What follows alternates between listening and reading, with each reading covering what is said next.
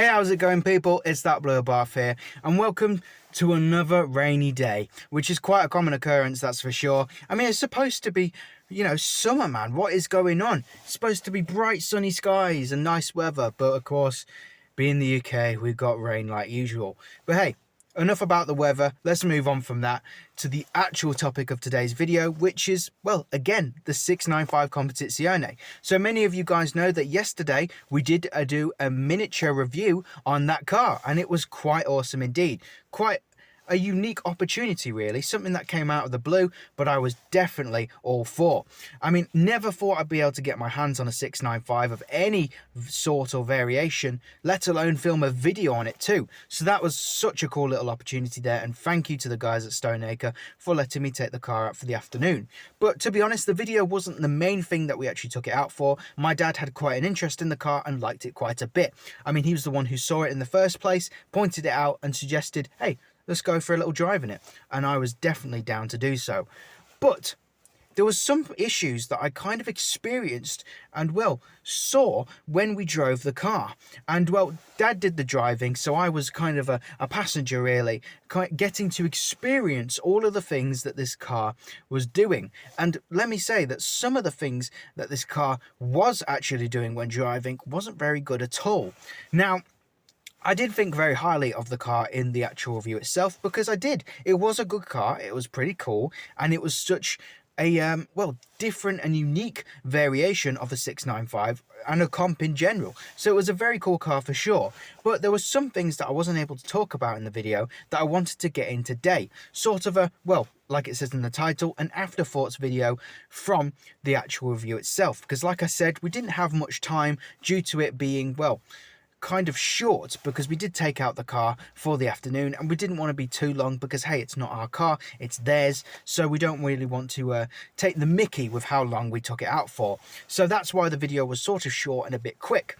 But like I said, we've got all those points from that video to talk about today. So without any further ado, let's get started.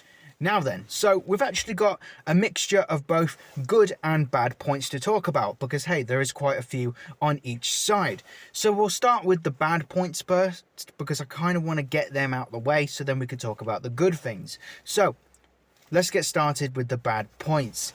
Now, some of these things are quite important for sure, and quite a major issue really, especially when considering to buy the car or just, driving it around. So the first thing we'll talk about is the suspension. Now, as us Abarth owners know, we do get quite a bumpy and firm ride when driving these lovely little machines. And it's just how it is. Every Abarth's going to be bumpy, it's going to be firm, but hey, just because they are a bit bumpy and firm, we still love them anyway, and we drive them around because they're such fun to do so. And well, I look past it really. I mean, I've had the car for about a year and a half now, and I've just gotten used to it, like I said, and it's not that big of an issue anymore. I mean, of course I still have to dodge the occasional pothole and some of the bad points on the road, but hey, if you can get over that, then it's not too bad at all. It's quite a nice, comfortable little car. But this 695 comp was a whole nother story, let me tell you that, because it seems that it was even bumpier, stiffer, harder than a normal Abarth, which is crazy. Now, it doesn't have adaptive dampers, I know that for sure, because whenever you put it into sport mode, it was no different, and comfort mode was just as firm and stiff. Now, this was incredible. I mean, you could feel every single imperfection in the road, and even the slightest little bump you could feel, and it didn't feel nice at all, I'll tell you that much. Especially being a passenger, because my dad was the one driving, I wanted to kind of get a passenger experience of a 695 and just a Competizione anyway, and it wasn't very nice, I've got to tell you that much. It was a fantastic car, no doubt, but in terms of the suspension, it was quite uncomfortable indeed. I didn't really enjoy it because of how much of the road you could feel. Now, obviously, with it being an Abarth, it has to have sporty characteristics and performance-based parts, which makes sense.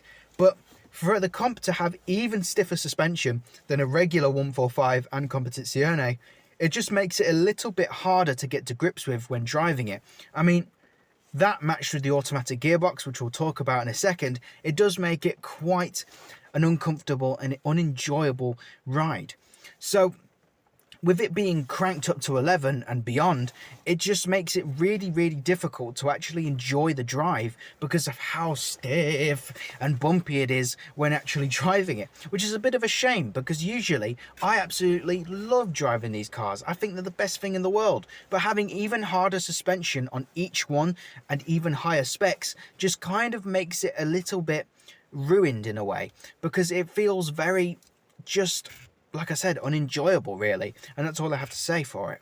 So there is a point that I want to talk about, but in the good section regarding the suspension, but we'll get to that when we talk about it. So the next thing is probably the biggest issue that I experienced when being in the car, and that was the automatic gearbox, or MTA, however you want to pronounce it.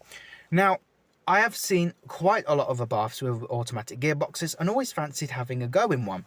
I mean, hey, a little performance car with an automatic gearbox, that is usually a recipe for success. I mean, the Polo GTI with its DSG gearbox, the Golf GTI, the Audi RS3, all of those cars make the automatic gearbox a lot of fun. Going up the gears is a blast. So, hey, why would it be any different on an Abarth? Well, it definitely is, for sure. Now, Abarths don't wear DSGs and never have, and I don't think they ever will do so. So they just have a normal single clutch automatic gearbox, which is not bad. I mean, a lot of cars nowadays wear that type of gearbox, but this one in particular, it wasn't very good at all, let me tell you that much. Now, I don't know if other Abarth owners with automatic gearboxes have the same experience. Maybe they're different, maybe they're just as good, or maybe they're different from this one, but I can tell you for sure this one wasn't very good at all. Now, the main issues that I experienced was, well, when every single gear shift it decided to pull you back and forth when it did so, and this was very, very strange indeed. I wouldn't have thought that it would do that, but it just seemed like it was quite grabby on each shift and wanted to pull you forward and backward, which, yeah, like I said, it was definitely different for sure, but not in a good way, because it made it very uncomfortable to be in. And especially when driving it, it was just a bit strange. Now, Dad didn't mind the gearbox so much. He did think it was a bit weird, but he thought maybe he could get used to it at some point. But for me, it was a bit of an eye-opener, and not in a good way, because I just didn't really enjoy it at all. And I'm kind of glad that I got to experience that, because now I know that I kind of don't want an automatic Abarth. Like I said, maybe different ones are, you know, have a different gearbox experience, and maybe other Abarth owners think very highly of them. And if you do, then that's fantastic. I mean, if you do have a different experience, and you know, if you're hearing this and it sounds like absolute malarkey, then please let me know of your experience down below in the comments if you do have an automatic Abarth. Because, hey, I want to know if it's different in yours to the 695 comp, because it just wasn't very good at all. I mean, I didn't know what to... Yeah, I don't even know what I want to do at the moment. I'm struggling. But yeah, it didn't know what it wanted to do. It was shifting at weird points and kind of just making a mess of itself, screaming on every gear shift because of it just didn't know when to do it, which was a bit of a shame. It made city driving and even fast driving a little bit difficult to do because of just how confused it was. I mean, we let it open a tiny bit. I mean, we was on the motorway going up to Beechwood, so of course it's 70 miles per hour. So we accelerated from 20 to 60, and it was just a little bit of a letdown. I mean, first of all, the gearbox itself, it was very, very, well, twitchy and didn't really know when to shift, like I said, and it was a little bit, well, underwhelming, paired with quite a lot of lag as well, which is the next issue. But yes, so it just was a bit of a letdown, like I've said previously, because I really want to experience an automatic Abarth, but now I kind of don't after being in the 695 comp. So yeah, that's the automatic gearbox.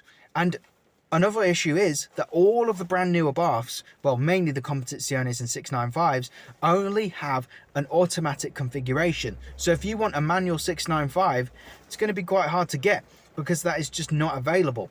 Now, I think it's only the 695 Competizione that comes with the automatic configuration, so you're kind of out of luck if you want a manual. Maybe they'll do it in the future, who knows, but for now, it's just an automatic. Goodness gracious, that rain is getting a bit harder every minute. So, might be a bit difficult to hear me, but if you guys still can, then all good, no problems. So yeah, The next issue was, well, like I said a minute ago, the lag. Now, the 695 Competizione is, well, a Competizione in all regards. It has a 1.4 Garrett turbo, 180 brake, all good. But it felt like there was quite a lot of lag in terms of boost and, well, performance. When we floored it, there was just nothing happening until about 3,000 RPM, which is a bit strange because, I mean, this car, it is modified, I will say, but it only has the IHI turbo. And, I mean, it's always there. It's always ready and available to go. And even at, well, at standstill, the turbo is ready and it's just literally there to go. But on this comp, it just felt like you had to wind it up quite a lot for it to go anywhere. Now, of course, I know it is a bit unfair comparing mine to that because, hey, mine is a lot more free-flowing and has a lot better induction and all of that stuff due to all the things I've done. I mean, it's got stages on it too, so obviously it's going to flow better and the performance will be a lot more effective. And yeah, the comp is stock, I mean, but it's got, like, you know, all these performance parts in it, and it's got 7 miles on the clock, so it might be fresh, but it should still have good performance and pretty good airflow because, hey, the air filter won't be dirty, the turbo will be brand new, and all of the parts will be absolutely just free of any clogs or carbon, anything like that. So it should be pretty good. I mean, obviously, yeah, you're going to have to drive it a couple of times before it gets up to that awesome, fast, and all that good stuff. But I don't know, for a Competizione with 180 brake and a bigger turbo, it was just a bit, not slow, but it just didn't know when to kick in. Like I said, it kicked in at higher RPM, which by the time you're already there, you're kind of at the speed limit. So it's a bit of a letdown and a bit of a waste of time trying to actually accelerate in it. But at the time that it did accelerate, it was very quick, I will tell you that much. And it did sound good too.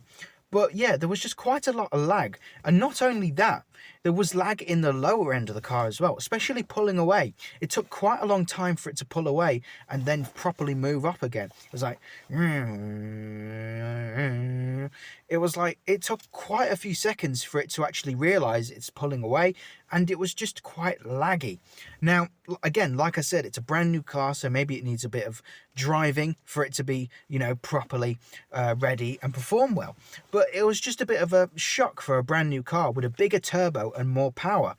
So yeah, don't know what was going on there, but hey ho, it was just what it was.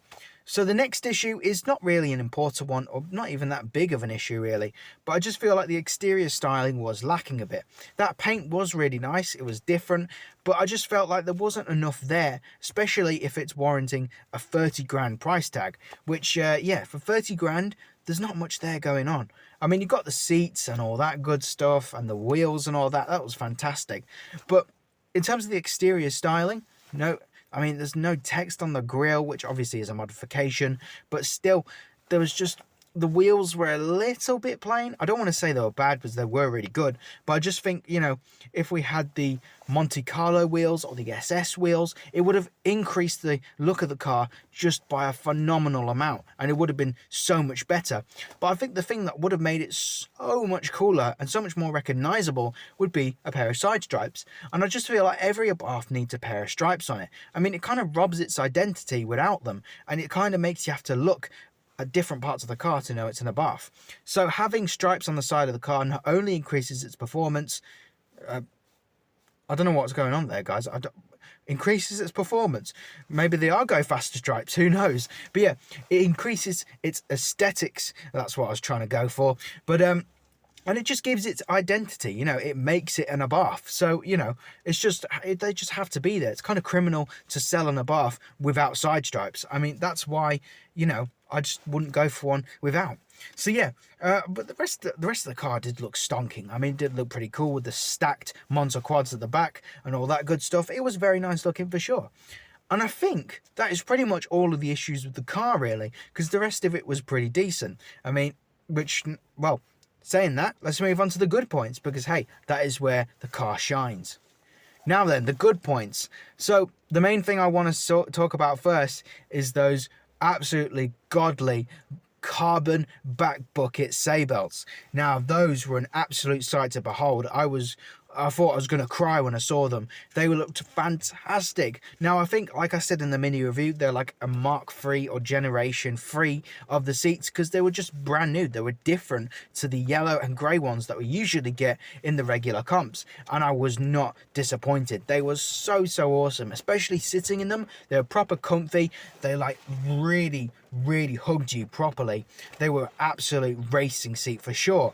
So those were probably the biggest like point that made the car redeem itself, because they were just fantastic. Never in my life have I seen a pair of seats like that. They were just godly looking. I absolutely love them to bits. If I could have a pair, I would, but not for $3,000. So I'll just wait until I get a comp. So yeah, along with the seats was the rest of the interior. I mean, I absolutely loved it. I really liked the Capello grey dashboard, along with the 7-inch touchscreen, the carbon little bits on the wheel, the instrument cluster. It was all very nice indeed. I think the rest of the car was fantastic. We even had a different sport button design with a little scorpion on it, which was proper cool. So the rest of the car was absolutely great. It did look really good on the inside, that's for sure. Especially on the outside too, with those matte grey accents on the little parts of the car. They looked fantastic. Loved those to bits. I think they were really nice. As for the rest of the car as well, the wheels did look really good as well. I know I did say that they were in the bad point section, but they did look really cool. The Brembos were the next point. They were fantastic. They were so solid and made the car excellent when braking. They were really good. And moving on to a different performance part, which was the suspension. And I know I just went on a 5-minute rant about the suspension, but it was good in terms of performance. I mean, with it being stiff, there was no leeway when turning a corner or anything like that. It was really good and solid. So in terms of performance and driving it like a proper car, it was very good indeed. Now, the rest of the good points were probably on the exhaust side of things, because the stacked Monza design looked phenomenal. Absolutely loved it. The sound of the exhaust was awesome. It just sounded absolutely great. And the valve system was also fantastic. Now in the video we did do a cheeky little sound test, and we did do both comfort and sport mode, and there was a very audible difference between the two. You press the button and all hell breaks loose. Oh my goodness, it was just such a tone difference when you press the button. Now it seems that Abarth have now put like valves on the lower end of the car, which is fantastic, because usually I seem to notice that the valve is on the higher end, especially on the motorway. If you're going about 70 miles per hour and you put it into comfort mode, you can definitely feel the difference between the tone. It definitely lowers itself for sure. But on the comp, it was just night and day difference when you press the button, which was absolutely fantastic. I dig that a lot. And yeah, pretty much the whole exhaust system was flawless. Couldn't find a single bad point about it. Be a bit hard, to be honest, because Monzas do sound fantastic. But yeah, as for the rest of the car, it was just great. There was nothing else to really say about it and really, you know, go off on, because it was just really good. It was just those slight bad points that kind of made me go off the car. I mean, Dad really liked it. He thought it was awesome, and I thought the car was great too, but it was just those things that kind of, well, put me off a little bit, because hey, if you're driving it every day, you don't want that really rocky suspension. You wouldn't want that confused and, well, weird gearbox. So it kind of lets it down in terms of driving, but everything else, fantastic. Could not fault it at all. So yeah, that is pretty much all of the points for today's video, and that's kind of the things that I wanted to talk about as well, because, well, we didn't get any time to do so in that video. But yeah, so pretty much really hope you guys enjoyed it, and if there's anything you want to talk about in terms of any of the points in the video, like I said, just leave it in the comments below and I'll get back to you on it. If you have any questions, or if you feel like you want to say anything about any of the points, then yeah, please do so, because I'd be happy to have a conversation about it. Because, well, it was the most expensive Abarth I've ever been with. And there was just a few things that, you know, kind of caught me off guard. So, yeah, pretty much that is everything for today. I was going to show you a bonus thing as well that I kind of got for the car. But sadly, well, as you can hear and probably see on the windows, it's absolutely chucking it down. So we'll probably wait for a drier and, well, sunnier day to do it. But for now, hit that bell, like, comment and subscribe. I'll see you in the future, guys. Have a good one.